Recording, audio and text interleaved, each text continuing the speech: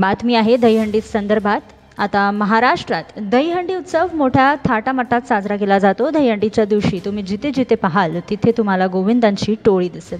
ते मानवी पिरामिड बनवून हंडी फोडताना दिसतील आणि हे दृश्य इतके सुंदर आहे की ते पाहण्यासाठी लोकांची गर्दी देखील जमते। राजकारणीही आपले कोट्यवधी लोक पाहणाऱ्या या उत्सवावर लक्ष ठेवतात। ही काही नवीन गोष्ट नाही, परंतु जर ते निवडणुकीचे वर्ष असेल तर नेत्यांनी अशा कार्यक्रमांमध्ये उत्साहाने सहभागी होणे आता आवश्यक आहे। यावर्षी जन्माष्टमी 16 ऑगस्ट रोजी आहे आणि याच निमित्ताने दहीहंडीचे आयोजन देखील केले गेले आहे। राज्यात काही महिन्यात महानगरपालिका निवडणुका होणार आहेत आणि नेत्यांनी मुंबई आणि जवळच्या जिल्ह्यांमध्ये मोठ्या दहीहंडीचे आयोजन देखील केले आहे, जिथे गोविंदा पथकाला त्यांचे यशस्वी मानवी पिरामिड बनवल्याबद्दल आता लाखो रुपये बक्षीस म्हणून दिले जाणार आहेत। यावर्षी जन्माष्टमी 16 ऑगस्ट रोजी आहे आणि याच निमित्ताने दहीहंडीचे आयोजन खूप मोठ्या प्रमाणावर केले गेले आहे। राज्यात काही महिन्यात महानगरपालिका निवडणुका आहेत आणि नेत्यांनी मुंबई आणि जवळच्या जिल्ह्यांमध्ये मोठ्या दहीहंडीचे आयोजन देखील केले आहे, जिथे गोविंदा पथकाला त्यांचे यशस्वी मानवी पिरामिड बनवल्याबद्दल त्यांना लाखो रुपये बक्षीस म्हणून दिले जाणार आहेत।